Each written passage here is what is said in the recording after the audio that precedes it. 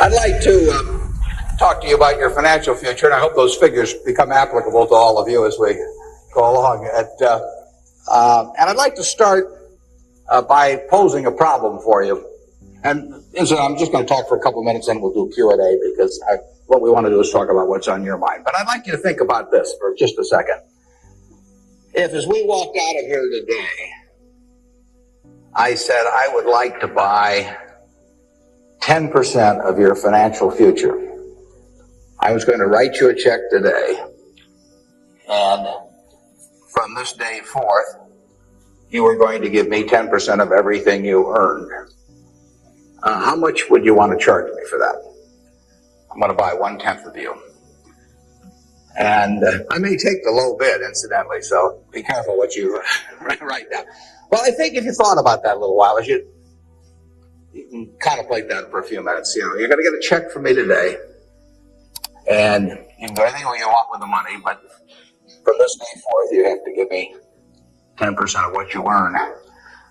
I think it would be very foolish of you, any of you, if you asked for less than, say, $50,000. Now, it's going to be a few years before you're out earning money, and so I've got a few years of dead money there, but then I would start getting this royalty on you as you went on. So I really think that if you thought about it, most of you would want a fair amount more than that. I think you'd be right.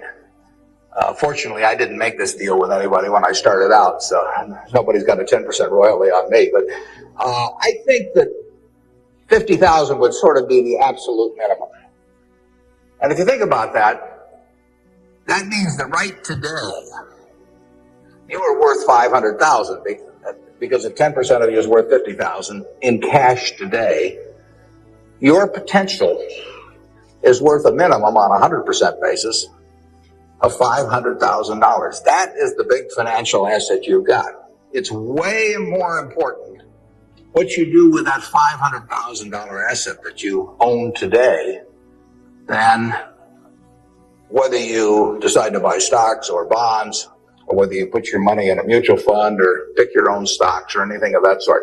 The biggest financial asset that you have going for you by miles is the value of your own earning power over the years. So that's really what you should focus on. If you're focusing on your financial future, that means you should focus on you. Because whether your 10% is worth 50,000 or 100,000 or 300,000, which would be 500,000 or a million or 3 million for all of you, whether it turns out to be one or the other is really dependent in a very large part on what you do in the next few years. All of you in this room have the brains to do extremely well in life. You've all got the energy to do extremely well in life. And then the question is, how do you apply it? If you've got a 200 horsepower motor, do you get 200 horsepower out of it? Do you get your full potential, or do you get 100 horsepower or 50 horsepower? Now, there's two things that can hold you back in getting the full horsepower out of your engine, whatever it may be. All of you have big enough engines. And one of those is a lack of education. But that probably isn't going to happen to very many people in this room.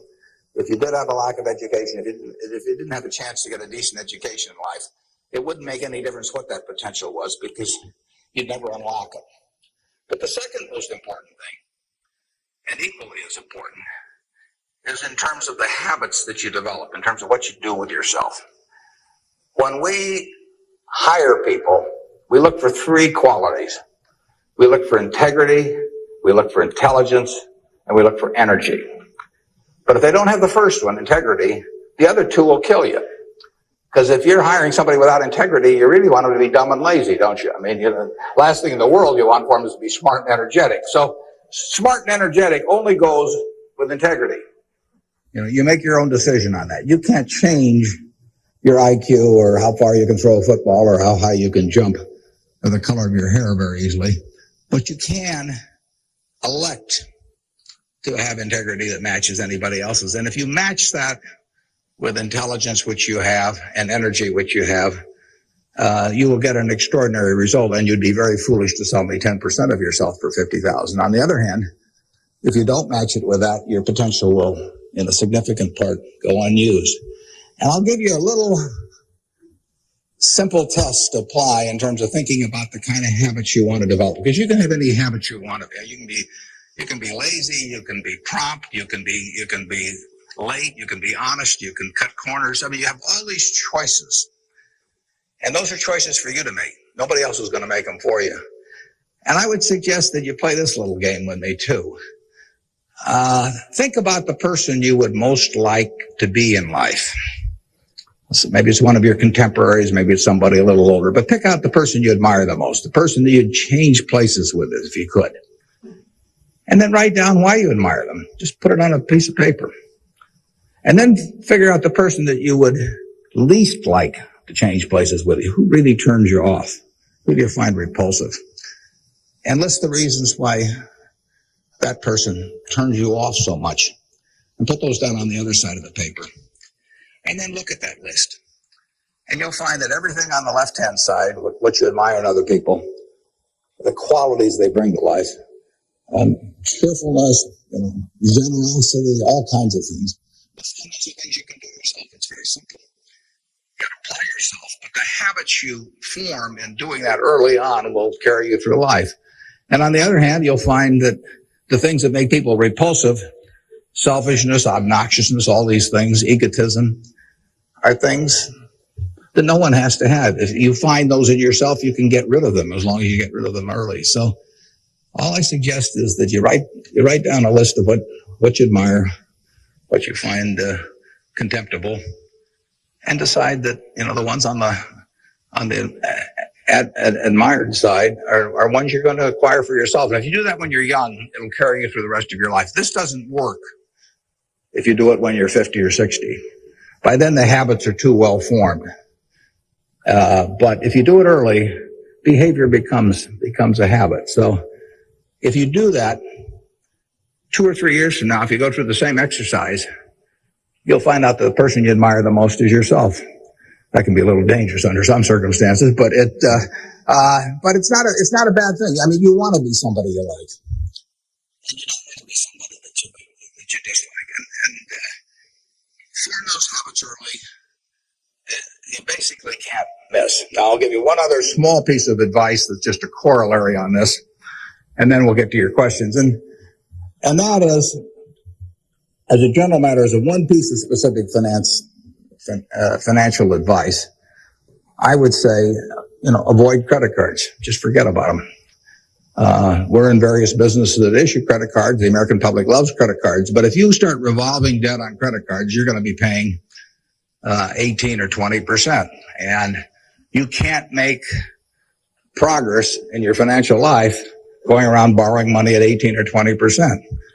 You can make a lot of money by lending it out at 18 or 20% over time. If you can find anybody that's good that will borrow from you. But you don't want to be on the side of the equation that's always behind in life.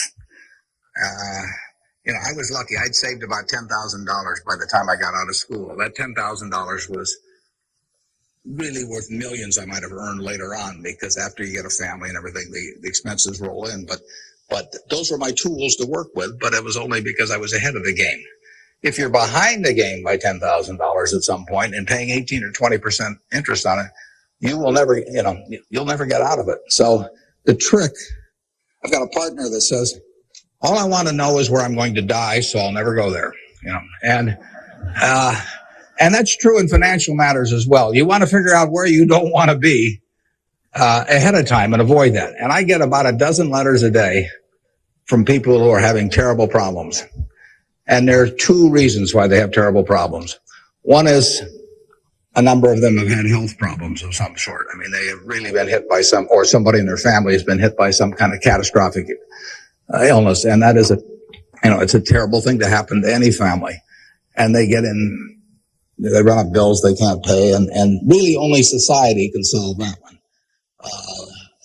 In terms of protecting people against that. That's just plain bad luck. But the other one is from people who run up credit card debt and they're facing bankruptcy, or they've been through bankruptcy once before, and they owe a whole bunch of money and they can't even pay the interest, let alone pay any principal. And half of my letters come from people like that, and that problem is avoidable. Catastrophic illness is not, but Credit card debt is something you bring on yourself, and it's way better, it's way easier to stay out of trouble than to get out of trouble financially. And I will guarantee if you run a big credit card debt, you will be in trouble probably the rest of your life in terms of your financial situation. On the other hand, if you get ahead of the game, even if it's on a very modest scale, so that money is coming in from investing, and people owe you money or equities owe you ownership, you'll be way ahead of the game compared to paying it, paying your creditors every month. So my advice to you is, if you can't pay for it, don't buy it, and get yourself in a position where you can pay for anything. And then we'll be glad to see you at Borsheim's or the Nebraska Furniture Market.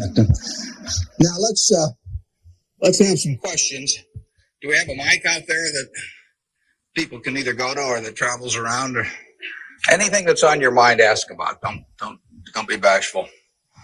How would you advise people who aren't necessarily going into a career field in which you would make a large base salary, such as like medicine or something like that, maybe performing arts or music?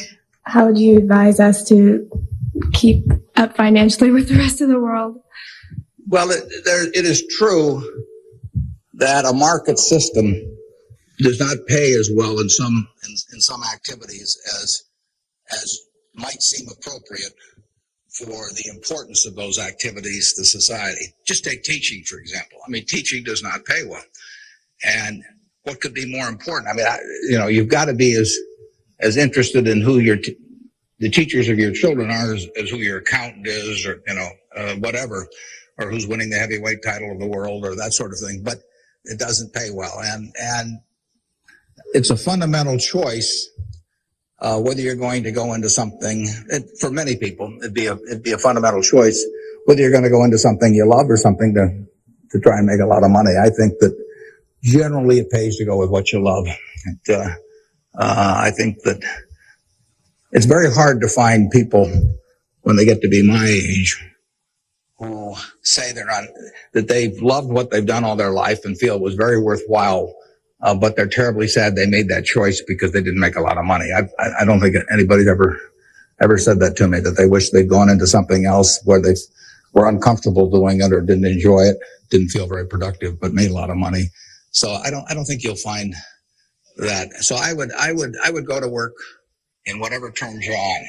It may turn out that it'll be more profitable than you can think, but almost everybody here will make enough money, unless they get some terrible habits along the way, to do reasonably well. And doing reasonably well in this country really is pretty darn good. I mean, it's not necessary to have huge amounts of money in order to enjoy yourself. I enjoyed myself when I had my $10,000, and I live in the same house that I lived in when I had about that. I bought it 41 years ago. I liked the house then. I like the house now.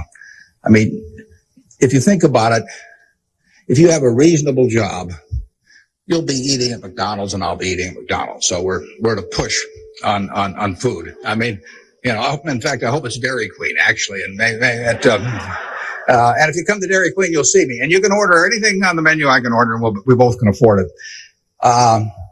You'll wear the same clothes I wear. I'll pay more for my suits, but as soon as I put them on, they look cheap on me. So we'll look about the same. And we'll both live in the same kind of houses. I live in that house from 41 years ago, and it's warm in winter and it's cool in summer and it's comfortable. And you'll live in a house that's similar. And what difference does it make if you have 50 more rooms or guest houses or all that? It'll probably just bring you problems. I mean, you have to worry about the greenskeeper or something when you get through. So I have been in the houses of people where the houses are worth probably 200 times what my house is worth, and I would not be any happier in those houses at all. In fact, I'd be less happy. I just have one more thing to worry about, and dozens of people around the place, and people quitting, and people stealing from you, and all kinds of things. To hell with it. We'll drive the same kind of car. In fact, you'll probably drive a better car. I drive a car that's about 8 years old. I don't know what it's worth now, but it took me around fine. I mean, I'm perfectly happy. We'll watch the same television, you know. We'll work on the same computer pretty much.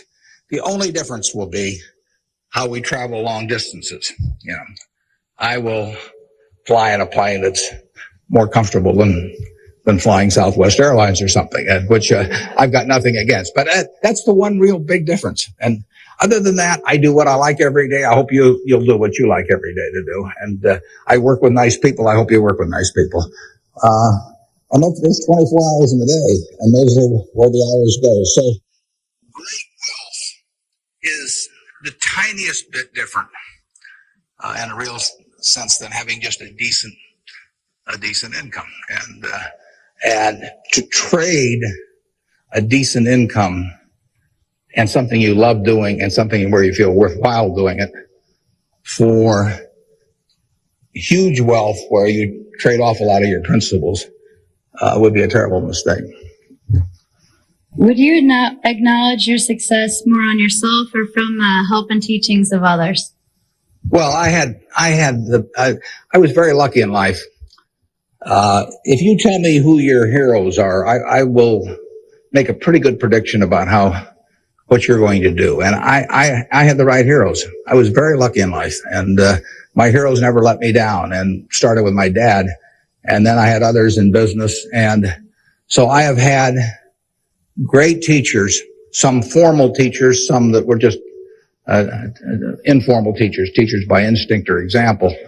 And if I hadn't had those, my life, I'm sure, would have been very different. If I'd been born any place else, when I was born in 1930, and at the time, 1 out of 50 births in the world were in the United States. So I came in against 50-1 odds against being born in the United States. I would have been a disaster, if I'd been born in Afghanistan or Peru or someplace. I mean, I was extraordinary. I won the lottery the day I was born, by being born in this country. So have you.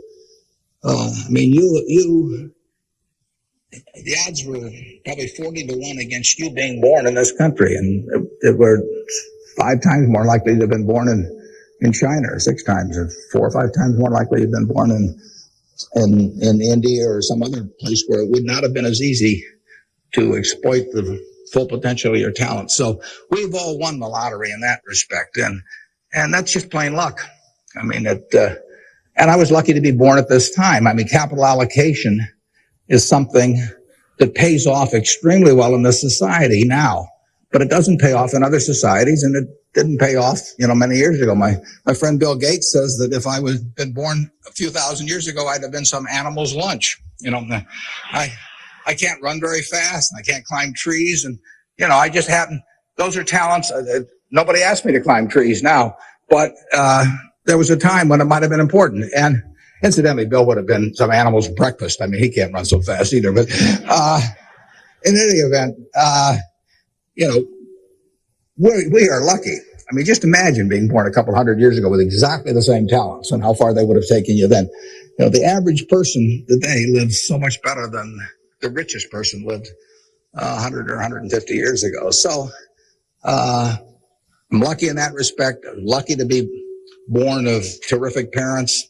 I was lucky to be raised in Omaha in a great public school system. I got a start here in the first 8 grades that gave me a foundation that later, when I went off the track a few times, carried me through, because I had a terrific grade school education right here in Omaha at Rose Hill. And one of the reasons I had it, incidentally, is kind of unfortunate, but I had that great education in part because women were being enormously discriminated against. And so a woman at that time could be a teacher, she could be a secretary, she could be a nurse, and that was about it. So you had half the talent pool in the United States limited to just a few jobs. So you had an abundance of talent in those activities like nursing or teaching, because that talent with males was spread across every form of work activity there was, but with women it was concentrated in a few areas, and that benefited me. It's kind of sad because it didn't benefit those teachers, but I was very lucky, and I've really been that way all my life. And what I do is what I do as important as, what a good teacher does or a good nurse does or something of the sort? I think that's quite questionable. It pays off enormously well in a market economy like the United States, but that's an accident. It didn't have anything to do with any innate ability of mine. Mr. Buffett, technology has been a great factor in stimulating the world economy. What are your predictions for the future of the technology industry, and what is its future role in world economy and the United States economy? Yeah, well, there's no question. It's turning the world upside down. It's done it somewhat already, but it will. It's just beginning, but it's moving very fast. I met Gates on July 15th, 1991. I was out there for a 4th of July celebration with a friend and who subsequently died, Meg Greenfield of the Washington Post, and she took us down to visit the Gates family.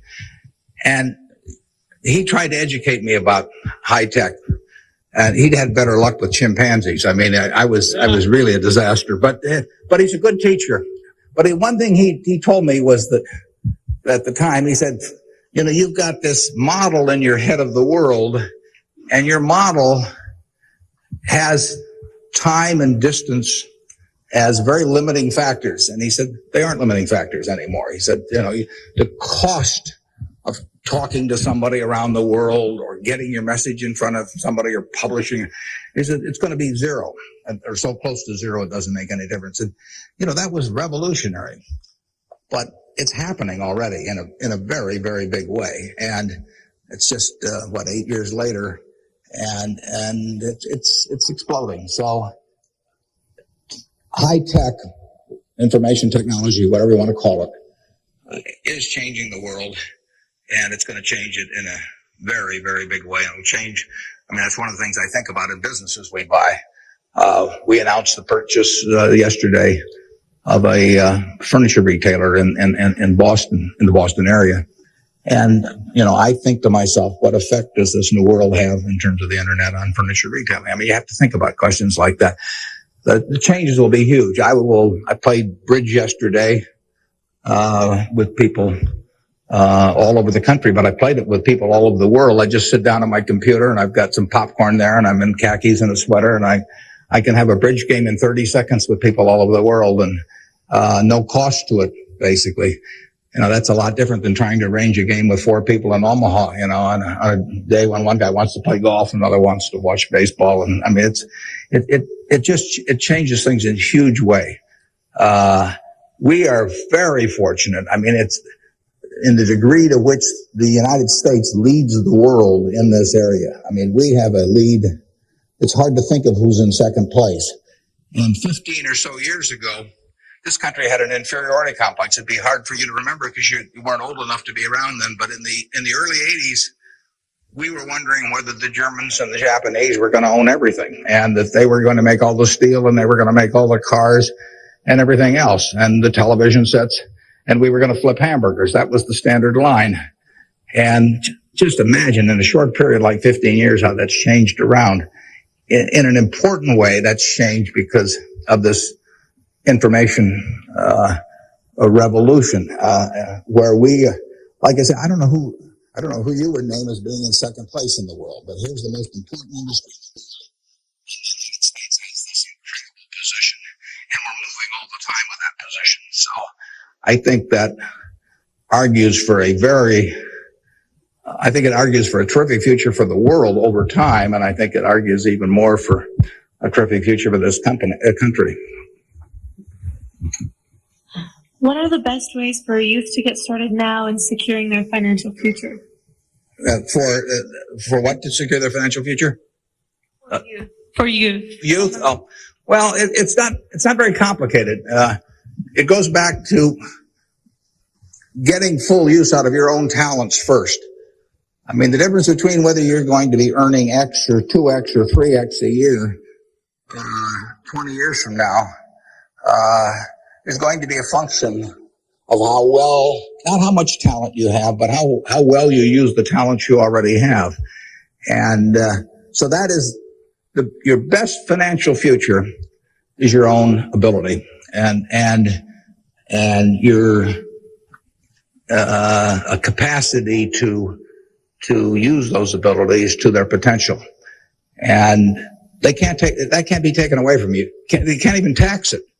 I mean, most things, if you own a piece of real estate, if they double the taxes, they double the taxes, and that changes your ownership in the property, because now, in effect, the taxing authorities own more of it because they've got a greater command on the revenue stream. The same thing about almost any asset you have, but they don't tax what's in your head, and they don't tax your ability to start performing when you get to work in the morning and finish in the evening to your potential.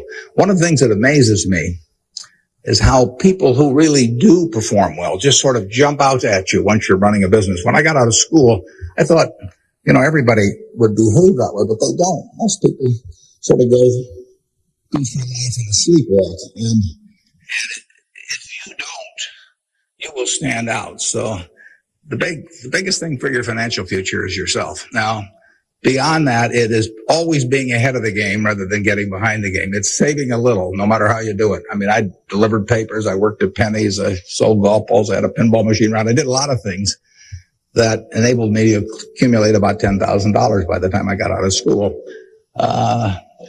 10,000 doesn't go as far now as it did then, but having anything so that you're ahead of the game and not getting behind the game is enormously important. I mean, just, if you're going to run a 100-yard dash against a bunch of people in life, if you can figure it out so that when the gun goes off, you're 10 or 15 yards ahead instead of 10 or 15 yards behind, it's going to make an enormous difference in how that race comes out. So, having some net resources doesn't make much difference whether they're in stocks or bonds, in my view, but, and not having debt when that gun goes off when you get out of school, is a huge plus over being behind the game. And, it may come from delivering a paper out in the morning. It may come from part-time work someplace, but put aside a few dollars for yourself, so that when the time comes and you enter the workforce, you're ahead of the game and not behind. And then once you get there, don't get behind by buying a whole lot of things that you figure you're going to pay for someday while you're paying 20% interest in between.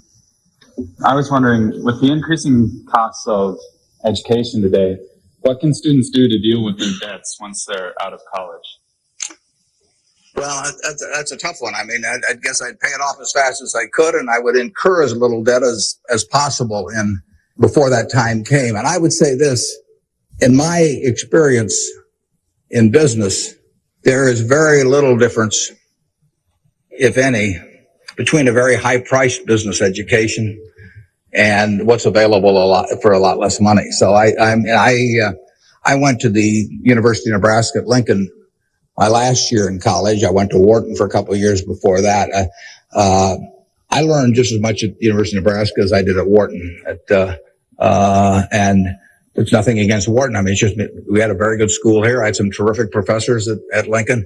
And so I would not assume that if I was paying a few $1,000s for an education here in the state, for example, versus paying huge amounts elsewhere, that it was going to make a lot of difference. A lot of the education, you need to be prodded in the right direction, but an awful lot of it is self-taught. I mean, Andrew Carnegie did a wonderful thing in this country in terms of libraries, and I used to spend a lot of time at libraries. I even got locked in at the University of Omaha, what was then the University of Omaha, and I couldn't get out for hours. And one night I got so entranced with what I was reading. But there's all kinds of information available now with the internet. It's so much easier than it was then. So it's out there to be taken, and it isn't necessary to pay $30,000 or $35,000 a year to go to some big name school to get the education at all. I mean, if you're going to learn accounting, which is probably the most important course you'd take in business, if you're going to learn accounting, you can learn accounting absolutely as well, in my view, going to UNO as going to Harvard. I mean, I see, I'd bet on that. And I wouldn't run up huge bills in terms of getting a business education. Now, if you're going to get a medical education, I mean, there's certain professions where there may not be any way around spending a fair amount of money and getting in debt to some degree. You've got to make that decision yourself, but I'd certainly try to minimize it. And I would have it figured out how I would handle that debt in, say, a 5-year period after I got out of school, or I would think twice about incurring it. What advice would you have for a forming nonprofit organization? For forming a nonprofit organization? Well, I've always tried to avoid forming nonprofit organizations. Well, that would depend entirely on what I wanted to accomplish. I mean, it'd be one thing if it was a hospital. It could be another thing.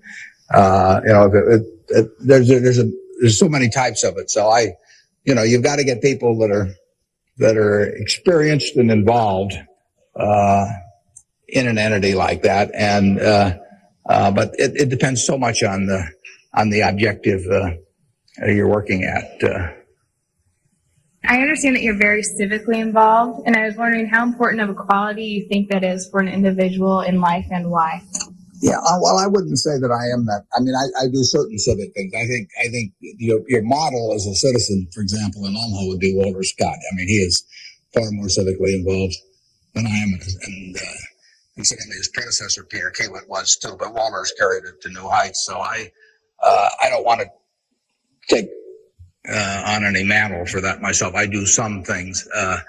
One of the problems I have is I love what I do so much that it sort of takes over. I mean, I'm like a guy that likes to play a lot of golf or something, except I like the business I'm in. But I've got a family that participates very actively. Some of my children work on almost anything that comes along in the civic area. And,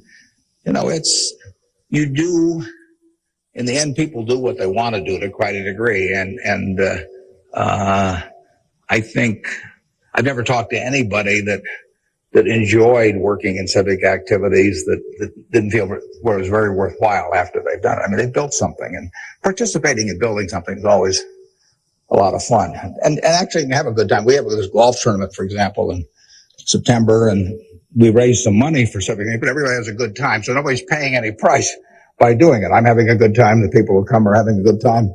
And we get to show Omaha off to people. But you should be enjoying things you go along, and you will if you work in civic activities that interest you. And you can do the same thing in politics. I mean, if you find political ideas or politicians who particularly you identify with, you can get a lot of self-satisfaction out of working, and you're doing something worthwhile. So I just follow your instincts on that. That'd be my recommendation. I have a question. What do you see as the biggest economic problem facing the youth of today going into the future? Yeah, I don't think that you're going to have enormous economic problems. I think you will live in a society where the average person lives better by a significant margin than the average one of a generation earlier or 2 generations earlier. That's been the history of this country. It's a marvelous country that way. I mean, when you think of it, we have 4.5% of the world's population, and what's been accomplished here is incredible. 53% of the value of corporations that are publicly traded in the world exists in the United States with 4.5% of the population. This country always has done well. And they say in stocks that you should buy stock in a business that's so good that even an idiot can run it, because sooner or later one will. And that's not terrible advice. Well, that seems to have been sort of the history of this country from time to time. I mean, we've had all these problems that have come along. If you look back on the last 100 years and list all the problems this country's run into, a very, very long list. And a lot of people who focused on those problems at the time have missed the bigger picture. And the bigger picture is that every generation lives better than the one before it. And that's because of savings, because savings enable people to create new tools to do better things as they go along. And it's also due to an environment that lets people realize their potential to a greater degree than most other environments in the world. It's far from perfect. I mean, it's sad how far it is from perfect, but it is better than anything else around. I mean, in this country, you don't have some commissar or something running a big business in this country. You've got a guy like Jack Welch, and a fellow like Jack Welch makes a difference of night and day in terms of the productivity of that business over a period of decades. And productivity is what causes the standard of living to rise. So a system that throws up the Jack Welches of the world to run businesses is going to have an enormous advantage over a society that does it by heredity or that does it by government edict. And we're closer to that society that I've described than any other country. And it's led to great things, and it will continue to lead to great things. So I think you've got the best future. You don't face a war, and you've got a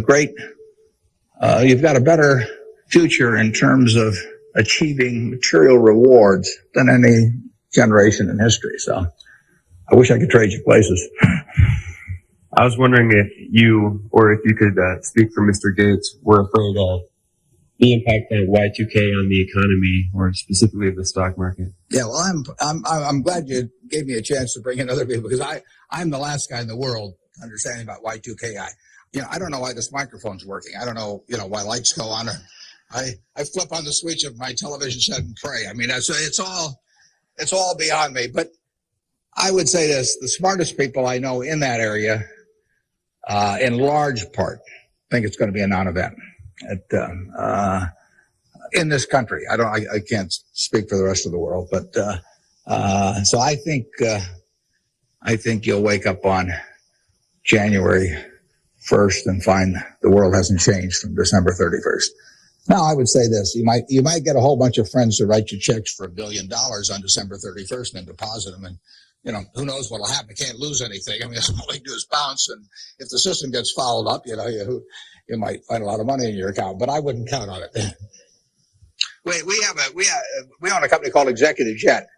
We have about 1,400 or 1,500 customers who own pieces of airplanes with us, and so we've got 160 of their planes and some of our own flying around. It'll be very interesting to me to see what the advance people let us know ahead of time when they want to use it. It'll be very interesting to see how many sign up for January 1st at 12:01, but it wouldn't bother me to fly them in the least on January 1st or do anything else on January 1st.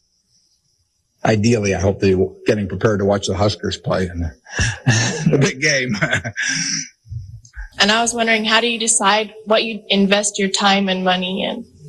Yeah, well, I like to find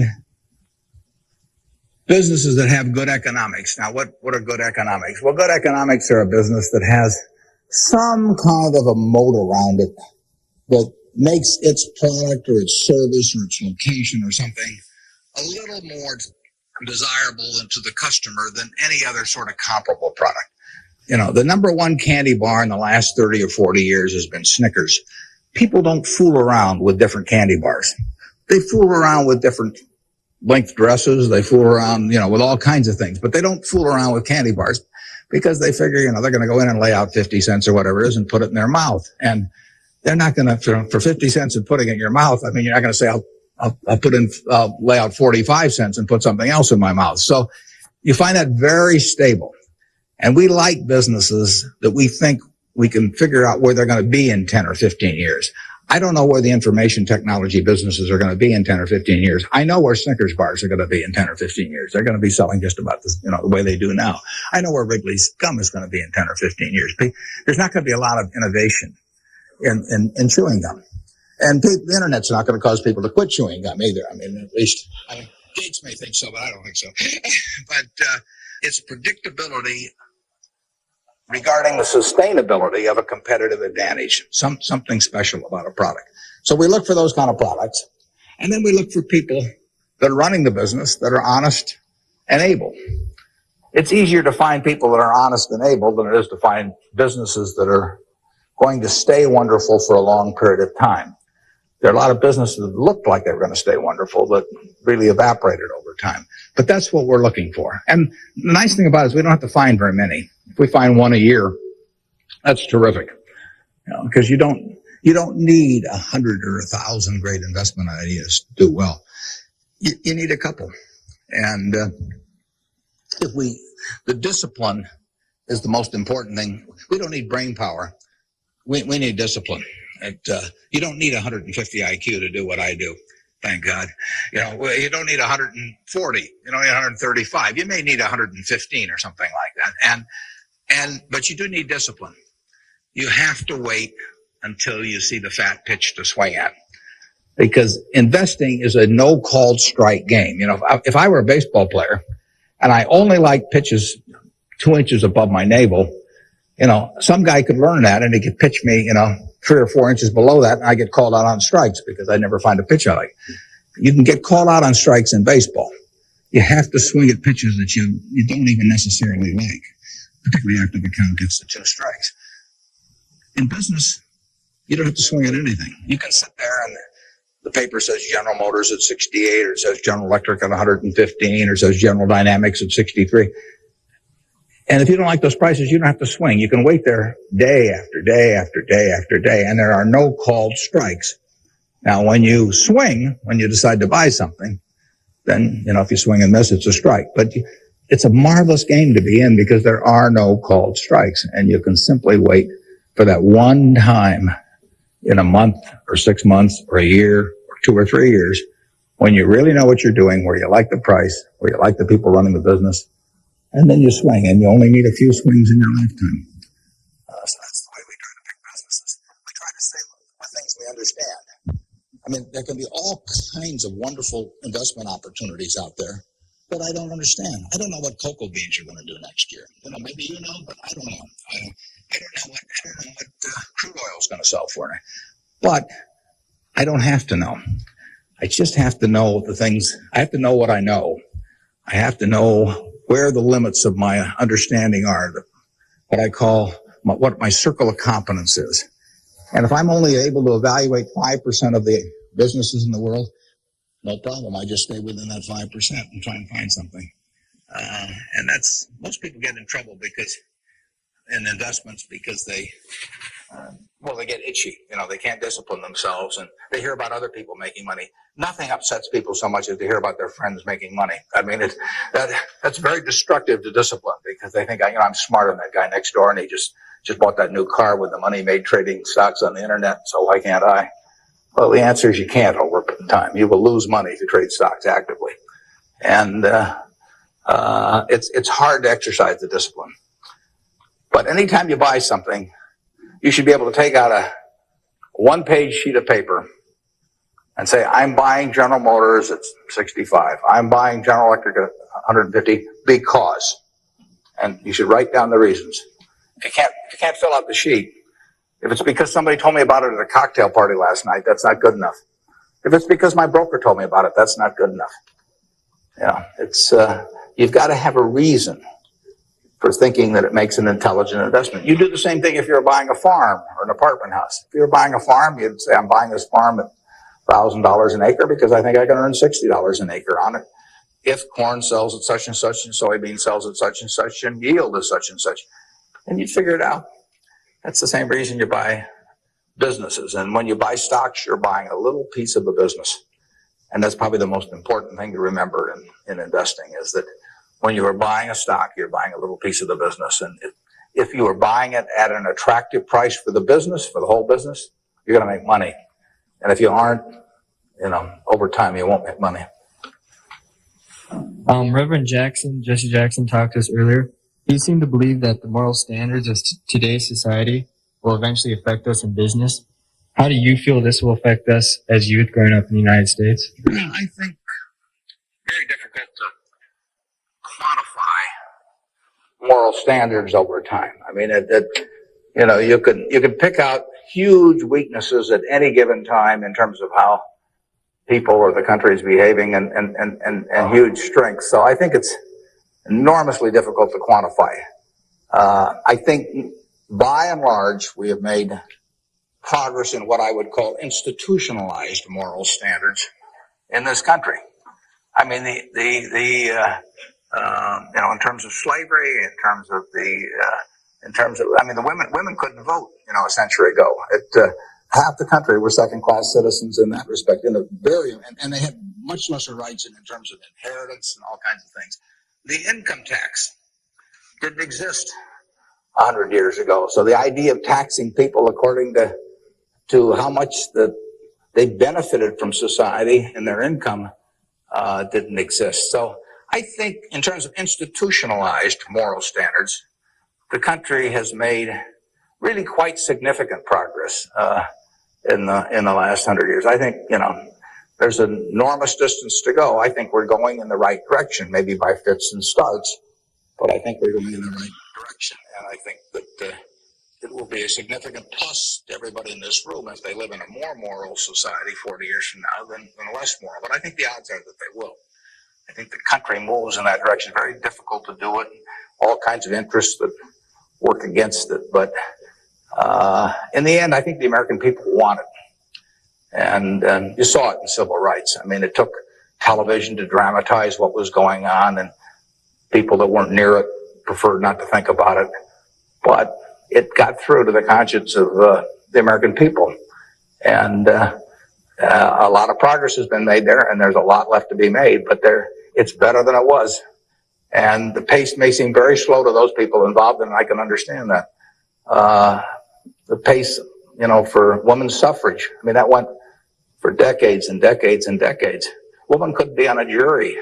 I was reading the trial of Clarence Darrow, which took place in California in about 10 or 11. There were no women on the jury. The woman wasn't allowed to be on a jury. They weren't citizens in that sense. So it's the moral behavior of the country has, in my view, improved, but and it'll continue to improve, and I hope you all in this room do your part to help it improve. I was wondering how, since the stock market's so high right now, if it'd be smart for us to get involved now or to wait till it goes down or what? Yeah, I can't tell you whether or not to buy stocks now generally. I think it's important that you save money, and whether you put it in the stock market or not, I don't think is terribly important. I think if you're interested in stocks, you should buy it. And you've got a little capital, you should buy a few. I mean, I don't think there's any way of learning about them better than experiencing it. Doing it on paper isn't the same.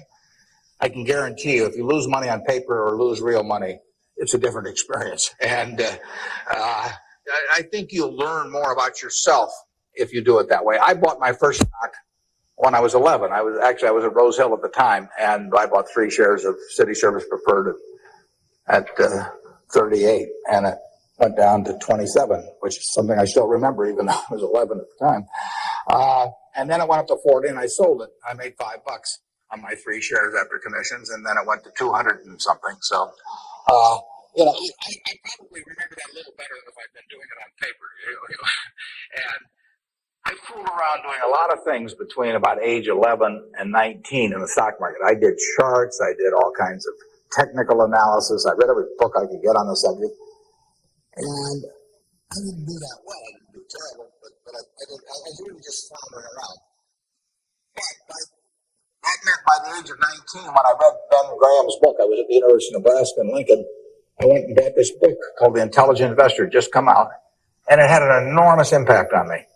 Now, if I hadn't done, in the previous 8 years, if I hadn't been all over the lot, I'm not so sure that book would have had the same impact on me. I mean, by that time, I was prepared to read Ben Graham's book, which changed my life financially in an incredible way. I mean, I wouldn't be up here today if I hadn't read that book. But yeah, part of life is getting prepared so that when something does happen that's significant, you can grasp the significance of it and know what to do with it. And I would say that first 8 years of fooling around, even though it produced nothing financially to speak of, produced a lot in terms of getting my mind prepared for when I really did read something that made sense. So I was ready to accept it. And I actually went back and went to Columbia to study under Graham, and because of reading that book, and all kinds of things flowed out of it. So I would encourage you, if you're interested in the field, to do a few things. I'd still try and make it as intelligent as possible. I would try to stick with businesses I thought I understood. I'd still get out that sheet of paper and I'd write, I'm doing this because, and just test my reasoning. Then I go back and read it a year later and see whether what you thought would be true turned out to be true. So I would always check myself. I believe in grading myself on everything. You know, doctors have postmortems, and they do it because they learn from postmortems. In business, people don't like to do postmortems, building plants or buying companies, and they never want 2 years later to run a check on how that decision turned out, because it can be unpleasant. But you learn from postmortems, and you don't want to learn. It's way better to learn from other people's mistakes than your own, but you got to learn from a few of your own too. And the time to do it is when you're young. My question is, to what extent do you feel that the government, with the current policies of welfare and Social Security, is it financially competent and fiscally prepared for the future? Well, I think that the country as a whole is quite well prepared for the future. That doesn't mean I would adopt every policy they have, but I think we have an enormously rich society, and it'll get richer. Everyone isn't going to participate in that. Some won't participate because of physical disabilities, others because of mental disabilities, others because of shortcomings in the education they received when they were growing up, all kinds of reasons. We have a prosperous enough society to be able to take care of those people, and we should take care of them. And how we do it so that they feel most useful in life, and how we do it so that we continue to encourage people to be more productive themselves and all that. I mean, those are not easy questions, but that shouldn't take our eye off the ball of feeling we should do something about it. I pose this problem sometimes to people. I say, let's assume that it's 24 hours before you're born. And all of you can take this test, 24 hours before you're born. And a genie comes to you. And the genie says, what was your name again out there? Oh, whatever. They call you Joe. And the genie says, Joe, you look pretty promising to me. I think you've got kind of a sense of fair play and a good mind. And so I'm going to let you have an extraordinary opportunity. I'm going to let you design the world into which you're going to be born in 24 hours. It's yours. You pick out the political rules. You pick out the economic rules. You pick out the social rules. You design the world. And when you're born in 24 hours, you're going to be born into that world. And that's the world that's going to exist for your lifetime, for your children's lifetime, for your grandchildren's lifetime. And you, having heard of some of these genie jokes in the past, would say, what's the catch? The genie says, well, it's a very slight catch. I said, when you're born in 24 hours, you're going to emerge in this world you designed. But what you don't know is whether you're going to be born black or white, male or female, rich or poor, bright or retarded, able-bodied or infirm, in the United States or Afghanistan. All you know is that you're going to reach into this barrel, which now has 6 billion balls, as we know, representing one person, every person in the world, and you're going to participate in what I call the ovarian lottery. You're going to take one ball out of that barrel, and you're never going to get another ball. That's you. You're going to get one ball, and now you're going to emerge. Now, what kind of rules do you want to have for that society, not knowing which ball you're going to get? Now, that I put to you is the way I think people should think about social policy. And if you're lucky enough to be born in this country, you've won the lottery already.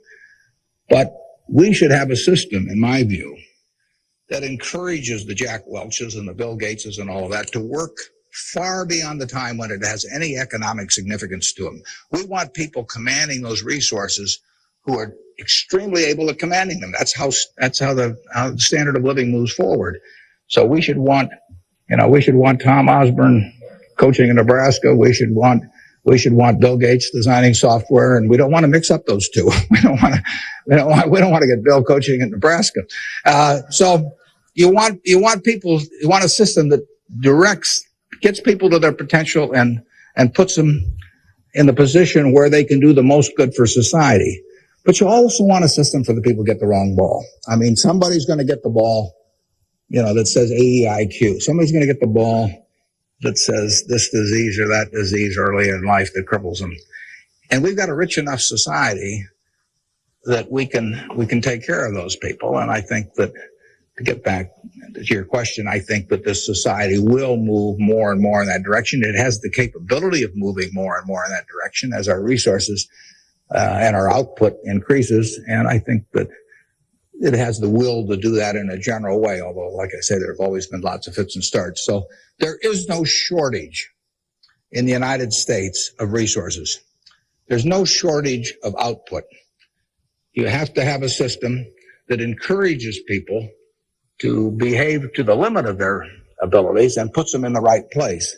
But then you have to make sure that everybody gets taken care of, too. And I wanted to know, how do you think the media affects the world economically today? Well, it's a small question. Well,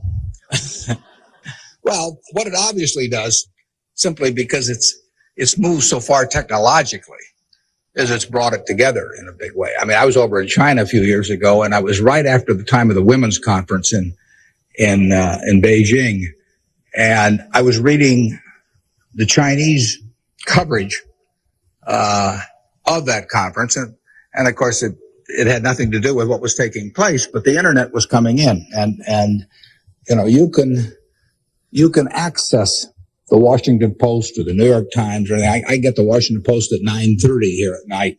In effect, I never could get it the next day through physical delivery, but by electronic delivery, I can read it. Probably earlier than most of the people in Washington are reading it. So the ability to communicate and the degree to which the world can have awareness of what's going on every place in the world is just, it's been a quantum leap. And, that will have, there are a lot of things that come out of that. And, net, they're a plus over time. But the ability of information to be available to everyone worldwide almost instantaneously, can be huge advances in things like medicine, for example, just to pick one. So it's a net plus. It has a big effect, and the definition of media has now been expanded enormously. I mean, there were 3 television networks in the early 1960s, and that was it. There were 3 highways information traveled electronically, and if the 3 pieces of information were I Love Lucy, and something else, those were the 3 choices of information or entertainment that you had for tons and tons of millions of people sitting there looking at a tube. Now it's unlimited, and that's only, 3 or so decades. So it's just exploded, and it'll continue to explode. And net, I think it's a plus. And I think it's 1:00. I want to thank you all. I wish you well. You're going to do terrific.